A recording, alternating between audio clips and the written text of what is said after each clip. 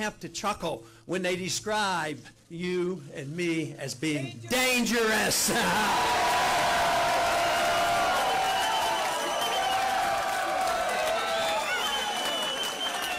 That's one thing, they are telling the truth, because we are dangerous to the status quo of this country.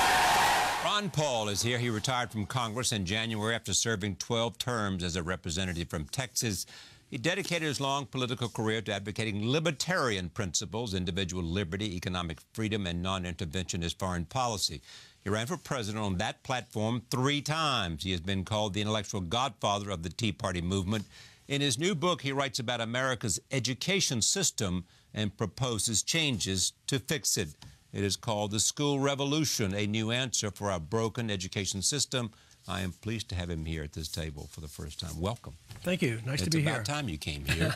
No. So let me, before we talk about the book and education, and the book's called The School Revolution, a new answer for our broken education system, as I said, define what libertarianism means to you. You know, to me, the word I use to best define it is something not a lot of people use. I call it non-intervention. Yeah.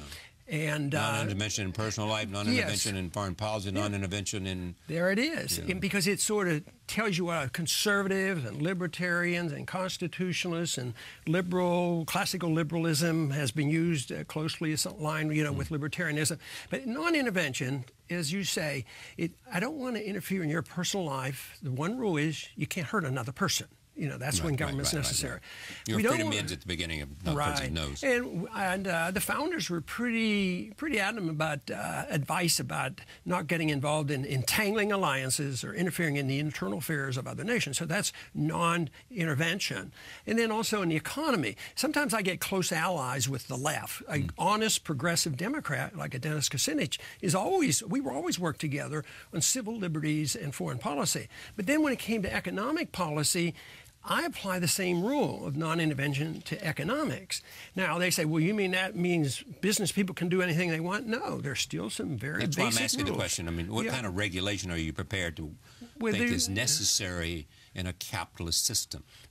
Mostly they're not government regulations. They're not preemption. I look at this like if you're in the media business, the one thing you don't want is prior restraint, you know, because the government is going to tell you what you can say and what you can't say. Well, I apply that to economics. That you produce a product and there's no prior restraint. You say, well, how do you get this protection?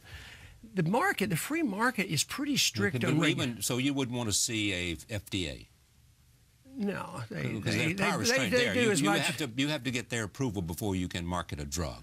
Yeah, and the FDA is run by individuals who used to be in the drug. They're connected with the. Well, but you can't just dismiss it that way. I mean, there's an idea here, brother, that they're corrupt people because of whatever. Most of the time, when you have regulations, say you regulate banking, the banking lobby writes those. If it's FDA, okay, but stay with it. Okay, but let's assume what you're saying is true. Well, that's good. That's one good reason not to do it. Okay, the pharmaceutical company controls the FDA. Right. Is that your point? Yeah. And so, therefore, whatever they do is what? Well, sometimes they prevent good drugs from coming out, and sometimes they endorse bad drugs. But if, in fact, they keep bad drugs from coming out, is that a useful purpose? Yes. And that's prior restraint, then? Yes, but you're making the assumption that in the market there would be nobody to supervise. There would be supervisory organizations that would voluntary organizations. Yeah, I mean, you have a good housekeeping seal of approval that people use all the time. You believe that would work with respect to drugs when you know? I think it will not be perfect, but what we have today is so imperfect because the assumption is made that most business people don't want to take good care of their customers. And I think that's wrong. I think most business people... but the question is not what most want to do. The question is how do you make sure those who don't want to take care of their customers, who want to do otherwise, that there is some barrier from them doing it? Yeah, if you want perfect safety in any area, in social matters... Not perfect, but it minimize the kind of things that, whether it's, you know... Yeah, I think every regulation creates the necessity of having 2 new regulations, and that's why the Federal Register grows all the time. They don't solve the problems. They are unintended consequences. There's expenses involved. But the assumption is... Saying all bad regulation, I mean, you know, as long as there are regulations that don't serve the purpose, you should have no regulations. I want regulations by the marketplace, because there are some. You can't commit fraud, you can't steal, you can't hurt people, you can't do a lot. And there should be immediate reaction. It's not like you can do anything you want. And the basic assumption is that business people want to satisfy their customers. But when you have regulations, it becomes politicized. It's totally political. It's sort of like distributing R&D funds. Oh, well, everybody wants research and development, but if it's political, you put the money into the wrong things. Then are you saying regulations are a bad thing because they don't work, because they become politicized, or... Those are pretty good reasons. Okay, but is that the reason? Mine is the moral reason that a moral reason that I don't. The same reason I don't have the moral reason to come here and use prior restraint, because you might libel somebody, or you might say something that will harm a lot of people. Just think of the damage. The damage done by bad philosophy, philosophy and religion. Look at all the things that are done. But we wouldn't think for a minute. More people have been killed by bad religious theology, distorted theology, I think it is, as long as in philosophy. Yeah. I mean, the philosophy of totalitarianism has been around for a long time, but we don't burn the books and prevent you from studying it, because, and look at much more harm was done by freedom of choice with our minds and in religion. Those kind of problems are so much greater than if you say that there's a self-regulatory aspect of what free people will do. We gave up too soon on the principles of liberty, and I think that's really what I'm interested in. Did the Federal Reserve serve us well then at the time of the economic collapse? No, I think they prolong the agony, and it just means that there's going to be more suffering later on. We're into our 5th year now, and we're embarking on what we did in the 30s. The Depression lasted 15 years. The correction wasn't permitted. The Japanese economy hasn't revived because they kept doing the wrong things. You have to allow a correction of all the mistakes, and we have not allowed that to happen. In other words, what would you have preferred to have been the response to the economic collapse? Do a lot less. Not created as the best. Prevention. So what if all the banks had gone under and all that? That would have been okay because the market worked? Because it's the best thing to do is not reward the people who made so much money. The people who were in the derivatives market and the market, they were rewarded at the penalty of the middle class. They got the taxes. They lost their jobs. They lost their mortgages. They lost their houses. And would more, if they hadn't stepped in and said this is a temporary matter, but we have to step, because the economic system, like it did in the Great Depression, is about to collapse? Yeah. But what they did was what they did in the Depression and made it worse. So that is the real problem. Closing the banks made it worse? Bailing them out and propping up a system that caused a problem.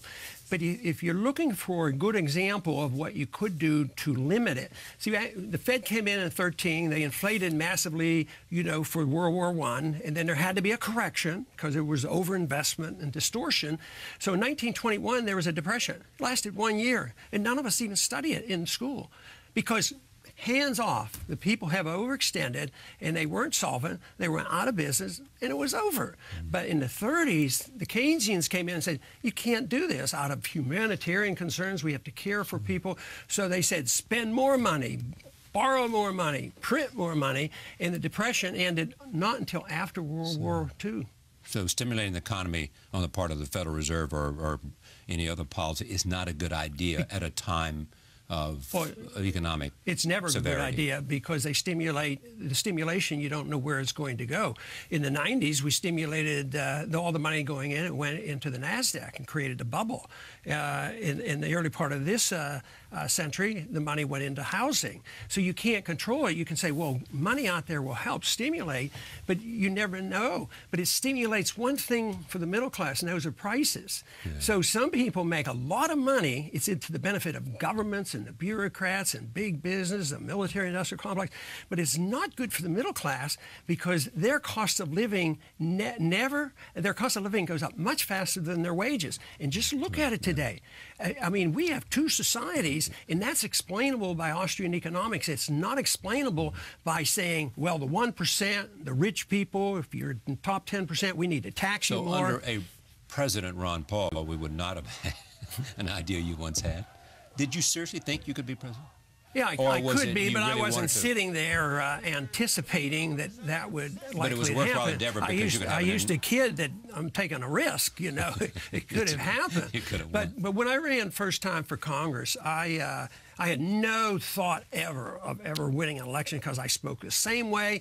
Yeah. And I kept telling my wife, don't worry, I'm not going to be elected because they won't elect somebody who's attacking Santa Claus. You know, you're challenging. When you challenge the entire status quo, it's not like you say, all right, you know, I can convert you all in 10 minutes. So this is why I never got frustrated in Washington because, you know, in Washington, I didn't expect to change it. So what happened outside of Washington, I have been amazingly surprised.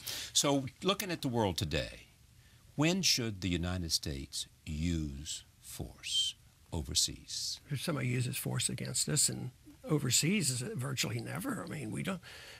So it's none of business of ours if the Syrians use chemical weapons. Well, no, not directly. That kind of response that the president was considering. We should deal with the things that are our responsibility because in the last couple of years, we've killed 5,000 people with drone missiles. Right. And what do you think of that? I think it's horrible. We have something to say about that. Those are our elected leaders. We shouldn't pretend that we know when to intervene in Syria. Here we are today. Our president's working very hard to make sure that a lot of people in this country don't have guns. Right. At the same time, we're giving guns to the Al-Qaeda who's fighting Assad, and they're involved in this, and we're benefiting. And how are we giving guns to Al-Qaeda? Well, we're helping. We're sending weapons into the rebels. Yeah, but I mean, you know better. You know that they're not trying to send weapons to Al-Qaeda. They're trying to send them to the moderate They've even Syrians said that if it's necessary. Because they believe that if, in fact, Assad, they can overthrow Assad, that it'll send, it weakens Iran, and they certainly want to weaken Iran. Others have suggested they know exactly what they're doing. And if you're supporting the military overthrow and supporting any rebel group, you support them all. I mean, didn't we do something very similar with bin Laden in Afghanistan when he was the Mujahideen? Let's assume that there is convincing evidence that the Iranians not only have the capacity but have nuclear weapons. Now, that's been a red line. Every American president has said that's unacceptable. What does Ron Paul say? I would treat them sort of like we did with the Soviets. They had 30,000, right, and we talked to them. So containment's okay with you? Well, I certainly wouldn't go to war. Do you think the Iranians are going to attack us? They don't have any. Here we look at the discussion we've had for 10 years or more. Would you want to risk that? On a weapon that doesn't exist. Right. I mean, right now, Obama, if anything, we're getting hints. I think they're delightful that they're willing to talk to this new leader over there. Yeah. I think this is wonderful that he'll at least talk. That's what's my argument. So when the president talks about engagement, you're saying right on, brother. If you want to talk to him, fine and dandy. I think that we should do a lot more talking. You know how many thousands of diplomats we have. It's time we had a little bit of diplomacy. What does the Tea Party represent today? I think it represents a group of people that aren't uniform in all their beliefs, except for they're disgusted with big government, the operation of government, the efficiency of government, and especially the spending in government. But actually, the very first time this started up was during our campaign, but then it branched out and Republicans got very much involved. And if it's tied to shutting down the government, is that okay with Ron Paul? Well, yes, because the alternative is turning the United States into Detroit. You know, you just can't keep spending money in trillions of dollars and borrowing and printing money. So the calamity is going to be much worse than slowing up the spending. That's why I like having you here. The school revolution, a new answer for our broken education system. What's broken? And lots of people believe lots is broken. And how would you fix it? Well, that is, the people agree that it's broken. We've had a system for 150 years based on compulsion and conformity, and I don't think that's good. It's a dictatorial, it's an authoritarian system. It has abolished creativity and curiosity, which is very necessary. So the whole theme of the book is based around the philosophy we were just talking about, and it's the philosophy of liberty, which is non-coercive. And our public school system teaches the authoritarian approach, why you have to have government run the economy, why you have to protect the government against bad social habits, and why you have to police the world. So it's a philosophy that it contradicts everything in the freedom philosophy. So the book is based on what is liberty, how to define it, how to defend it, for the sole purpose of getting a better education. And the design for an education, for this being grade school and high school, is how do you get into college, how you start a business. But it's really designed in such a way where the student and the parents become totally in charge and not the Washington scene. You know, Washington now is writing, you know, it's Republicans and Democrats. The Republicans gave us No Child Left Behind, and, you know, nobody likes that anymore. And now we're having core curriculum. It's more and more testing and controls, and the kids are bored to death. Kids want to learn. Before they get into school, that's all they do is they ask questions and they learn. And school, the public school system just sort of squelches all that curiosity. I know. With respect to public schools, though, homeschooling, you believe that is the way to go in terms of parents who believe that that the public school education is not benefiting their kids? I think it's an option. That doesn't solve all the problems because I don't think 100% of the people should homeschool. Okay. You know, the goal is to look at people who are self-starters and self-disciplined, to create leadership, people who are interested in another school of thought on economics and willing to listen to the non-interventionist policies that I talk about. So it's probably 20% maximum that would be, likely to take this course. And also, it's designed to protect liberty, which means it protects everybody's homeschooling program. Mine is non-religious. It's sort of a secular approach to liberty so that the individuals are always protected. You know, then we get away from all these arguments. Can you say in prayer at school and what books? How are you going to pick the right book in a public school? You know, because we can find all kinds of examples of a very great bias in our public schools, but I don't want to get in there and be in charge of rewriting the textbooks because you can't satisfy everybody. But if you have people going to private schools and homeschooling, really, that is diversity. That's the kind of diversity. How about charter schools? What do you think of them? Charter school probably gives some people some benefit, but once again, it's, you know, a government. I think it's the best thing. It serves the purpose, but they do better, you know, than the regular, you know, public school system. And sometimes they do, sometimes they don't. Yeah, so I don't. That isn't the answer. I'm not promoting it.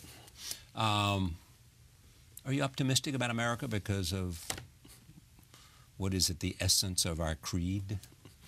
I mean by that the Constitution and the Bill of Rights.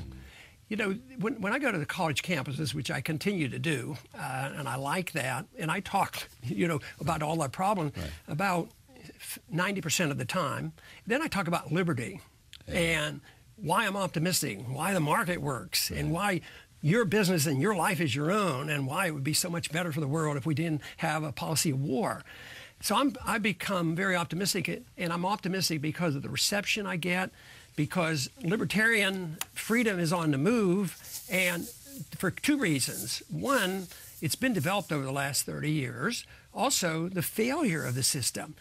This Keynesian economics and welfareism and socialism and inflationism, it's failing. Our foreign policy is failing, and people want something different. So the doors are open for an idea, and I think the ideas of liberty are just a wonderful thing, so I'm an optimist about that. Any doubt in your mind that the senator from Kentucky, Rand Paul, your son, will run for president? Well, in I think it's a little early. When they started that last year, you know, in the fall, they started about the next election. I said, I'm still trying to count my votes from the last election. Wait a minute. So, I mean, he's acting like he's very interested. I don't know he is. He's acting like he's running. He acts like he's running. Yeah, I wouldn't argue with that, but you know, people don't believe this, but he and I don't have a whole lot of conversations like that about what are you going to do today. But do you have a whole lot in common? We have a lot in common. Do you? I think so. Like 99% of what he says, you agree with 99% of what you say. Yeah. Well, what do you differ over? I think probably approach. He's a little more nuanced, I guess, or say something. He's more nuanced. So, but he's leading the charge. I don't think he's going to come out and say that the Fed is the greatest outfit we ever had, and we don't need to audit them. That's not going to happen. Then if he does that, he can't. And he's been very good on NSA, and I like that. Oh yeah, you know, and right and left. My main goal. Tell me what you like about NSA. That's a good point. Nothing. Exactly. Nothing. I don't like it. But what I like about the debate and debate. What I'm talking about in school and what I did in Congress is bring a new coalition together. And we saw it with NSA, and we saw it with the vote that didn't occur on the war. And that's bringing progressive Democrats together with libertarian. I think that's the new move, and I think progressive Democrats and libertarians is a new majority? I think they can become. I mean, they didn't win the vote on NSA, but they only lost by 12 against Pelosi and Boehner. See, the established parties, Republican and Democrat Party, endorse the same views. Most people think they're really at loggerheads over philosophy, but they're not. Where they come together with the Tea Party is mainly from the left side is civil liberties, isn't it? Yeah, civil liberties. Civil liberties having to do with freedom of expression, having to do with foreign policy too. Yeah. So those two issues, those are big issues right now. You know. So matter of fact, the position I took into campaign on the economic issues, because we're broke and it's going to lead to bad things. I say, why don't we agree to bring troops home and save our money? And I said, even though I'm opposed to some of these social programs, child health care and these things, I said, but so many people are dependent on it. I will not start there and start cutting those programs. Sometimes Republicans get trapped into saying, we're going to cut some welfare programs, and they want billions and billions more to police the welfare. So I don't take that approach. And that's the reason I don't seem to be so hostile to even working with people who have a disagreement with me, and they might want total government medicine, which obviously I don't. But you could work a transition. I don't expect it. I would work by changing the foreign policy and having a foreign policy that defended this country, saving a lot of money, and try to wean people off these programs. But I'm afraid the programs are going to self-destruct with a currency crisis. If we keep borrowing, foreigners are still loaning us money, and we keep printing it. But the market will decide when enough is enough. And then they'll just say interest rates are going up, and the interest payments will be the biggest item in the budget. The book is called The School Revolution, A New Answer for Our Broken Educational System. Ron Paul, thank you for joining us. See you next time.